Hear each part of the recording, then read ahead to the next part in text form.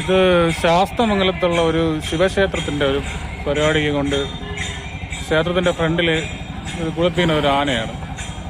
അപ്പം ഈ ആന ശരിക്കും പറഞ്ഞാൽ ഒരു വന്യമൃഗമാണ്. അത് ആൾക്കാരുമായിട്ട് ഇങ്ങനെ ഇണങ്ങി നമുക്കൊരു പട്ടീനെ പൂച്ചനെ വളർത്തുന്ന പോലെ, ഒരു പെറ്റ്സിനെ വളർത്തുന്ന പോലെ വളർത്താൻ പറ്റുന്നൊരു സംഭവമല്ലേ. ഒരു വന്യമൃഗത്തിനെ കൊണ്ടിങ്ങനെ ഒരു മതത്തിൻ്റെ പേരിൽ അതിനെ ടോർച്ചർ ചെയ്യണ പോലെ ചങ്ങലയൊക്കെ ഇട്ടിട്ട്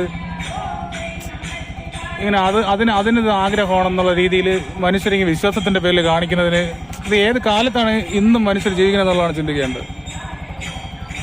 ശരിക്കും പറഞ്ഞാൽ അതിനെ തളച്ചിട്ടിങ്ങനെ ടോർച്ചർ ചെയ്താണ് കൊണ്ടുവച്ചിരിക്കുന്നത് വിശ്വാസത്തിൻ്റെ പേരിൽ.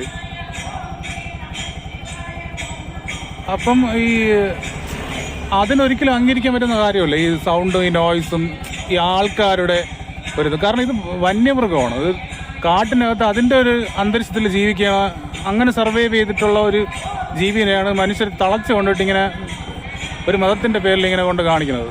ഇതിനൊരിക്കലും അംഗീകരിക്കാൻ പറ്റുന്ന കാര്യമല്ലേ.